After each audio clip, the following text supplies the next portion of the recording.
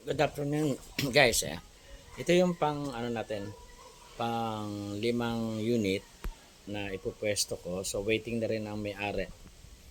So mayroon lang ako mga inaantay. So medyo dinagdagan natin ng spec to.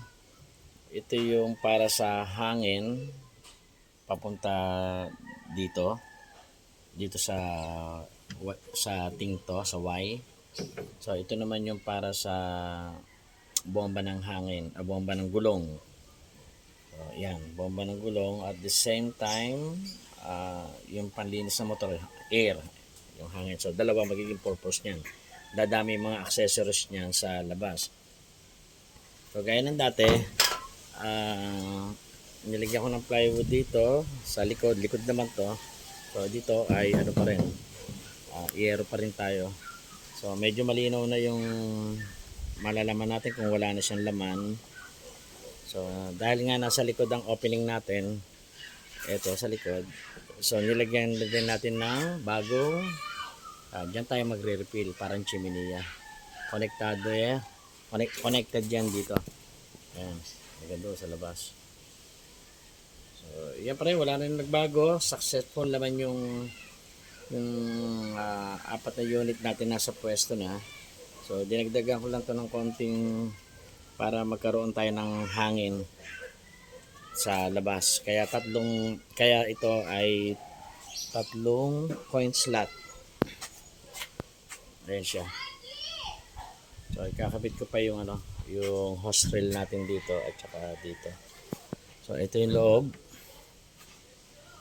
Ayan. Ayan ang loob natin, guys.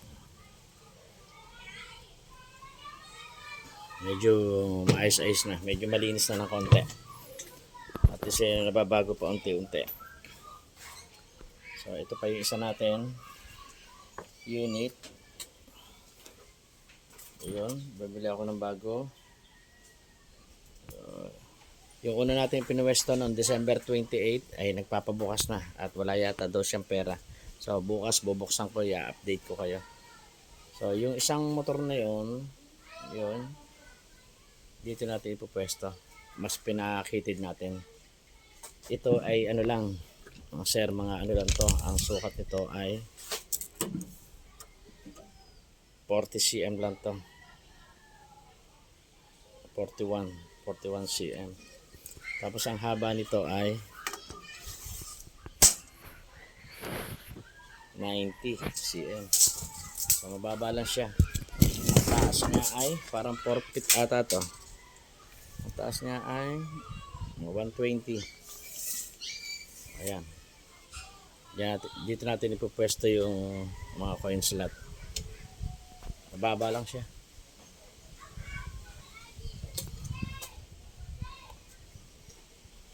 Magkakasyahin natin lahat yun dyan.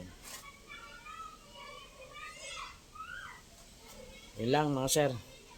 At kung gusto mag-avail, paki-PM lang po ako. Ayan. Kanya na magiging setup natin. Heavy duty yan. Gawa ng ang mga ginamit natin dyan ay gauge 9 na yero. Tapos mga 1 and 1/2 na angle bar. Tapos yung sa loob, ginamitan din natin ng mga D1 na angle bar. Kaya heavy duty. Kaya pag yung nilalabas ko yan, binabaklas ko yung motor, binabaklas ko yung dapat baklasin para magaang ilabas. Kahit na sabihin mo may trolling ganun, yung lifter. So tinatanggal ko pa rin. Sinasakay ko pa rin sa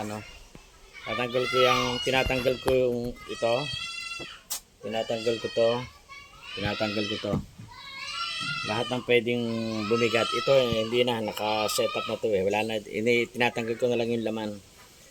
Pag yung may laman, tapos tsaka ko nila ibinabalik doon sa pwesto. Madali naman ang pagbabalik. Ganun lang. So yun, para kahit 2 tao, kaya siyang buhatin. 2 tao lang. Tapos meron naman akong tricycle doon na pambuhat, panghakot. So mabilis na. Kalat-kalat pa. Guys, yung mga gustong order, ito package na talaga to. Wala ka nang intindihin dito. Connect na lang yan doon. No? Connected dyan. Pa-breaker, hindi pa tapos. Baka bukas, may naantay pa ako isang pyesa. Kulang ako ang order. Pero yung mga host natin dyan, halos kompleto na. Yan na lang.